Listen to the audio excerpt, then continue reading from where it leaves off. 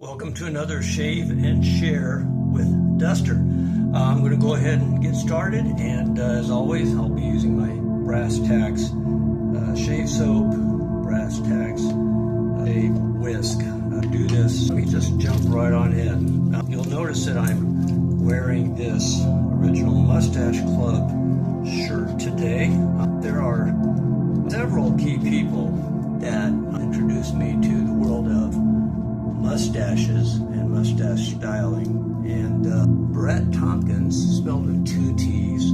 There are actually two Bretts in my mustache journey. The other one is Brett with bscenterprises.com, who makes awesome mustache waxes I've collaborated with frequently. So this is Brett with two T's. He runs the Original Mustache Club, so you can look up Original Mustache Club on Instagram and follow him, as well as Keepers of the Stash and so forth. So interesting story with Brett. Obviously, I got the shirt. I also got the hat, and he was very kind to send those to me. We had a layover traveling from LA to Nashville, and it was a couple-hour layover. I contacted Brett, who is in Las Vegas area, and I said, Brett, I want to go to Pink Box Donuts, which is based out of Las Vegas. They've since expanded. I'd love to get together, go grab a donut if we have time. So he was gracious enough to come meet us at the airport. When we met, he gifted me with this awesome hoodie. This is so good, and you'll see me sporting that as the weather cools. But we got on the road and started driving to Pink Box Donuts, and it was a great trip. Got some really delicious donuts, and got a chance to get to know Brett a little bit. As a byproduct of that trip, and of course I always do donut reviews, and you can follow my donut journeys, or at least my donut posts on Explorers. And after meeting the folks at Pink Box, they gifted me with this hoodie. Yes, it is so good. You should follow Pink Box and try out their donuts. They're now Utah and some other locations, so go check them out. So Brett's just a key figure.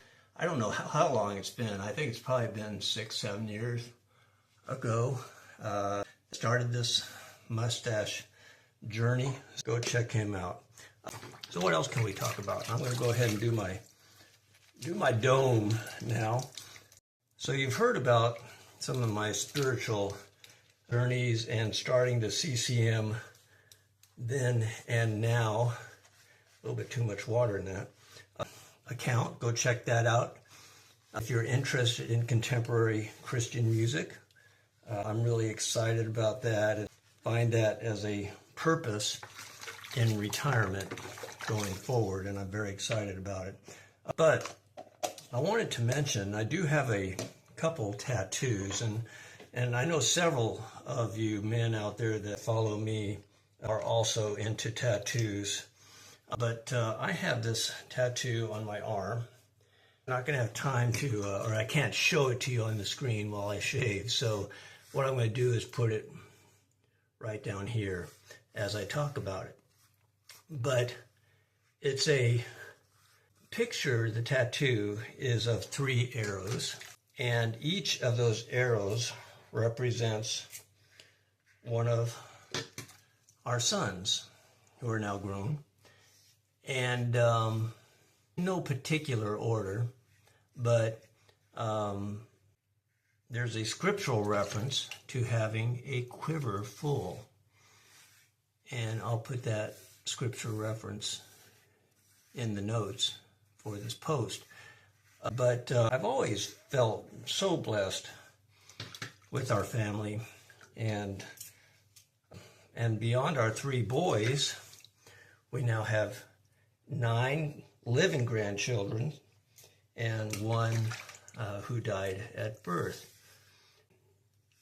Along with the arrows, there are 3 strands of beads, or cords with beads on them, however you want to define that.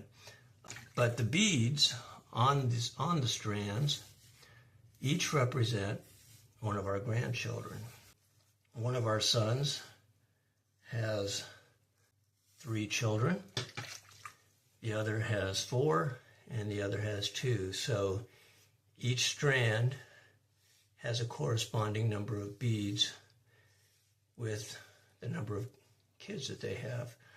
There's also a blue bead for the one with 4 kids, and that represents our beloved grandson who died at birth, who we will never forget. So I'm a firm believer that if you're going to get a tattoo, it should be meaningful, something that you proudly wear for the rest of your life. With a great deal of thought before I got that tattoo, I wanted to honor God. I wanted to honor my boys, honor our grandkids, and honor our family for the many blessings that we've been blessed with our sons and grandkids. And I know not everybody appreciates tattoos, but here's my take on it. Everything that I do, I try to do for the purpose of building relationships. It's as my good friend Brett from BSE Enterprises had told me once. He said he views what he does, making mustache waxes, working with classic cars and so forth, as a tool versus a toy. That's always stuck with me, in that we do the things that we enjoy, no doubt, but there needs to be a purpose for what we do. And as a Christian, that purpose is to show the love of Christ to others. Anything like mustaches, like these videos, like donuts, like tattoos, and like contemporary Christian music that I can use to engage others and build relationships for Christ, I think, in my calling.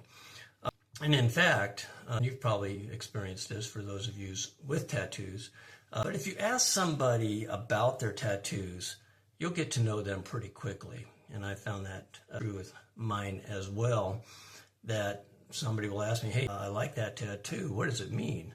And I'll have the opportunity to share with them just as I've shared with you, and we've created that bond in life with our stories.